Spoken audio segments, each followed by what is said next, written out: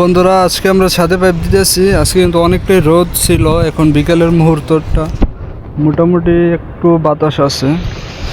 তো এখানটাতে এইচডিবি আর ওইখানে যে তিনটা ড্রপ দেখা যাচ্ছে, এইটা মূলত ওয়াইফাই হবে এখানে, ইন্টারনেট আর কি, ইন্টারনেটের লাইন। তো এটা হলো একটা ফ্যান, এখানে একটা ফ্যান আছে, ওইখানে আবার সুইচ বোর্ড। তো সুইচ বোর্ডে এতগুলো পাইপ কেন? আসলে এখানকার ডিজাইন এরকম। তো এই সুইচ বোর্ডে আছে 4টা পাইপ, আবার এই 2টা লাইট পয়েন্ট, ওইখানে 3টা হচ্ছে আপনার টিভির পয়েন্ট, ঠিক আছে, আর ওই একটা পাওয়ার পয়েন্ট।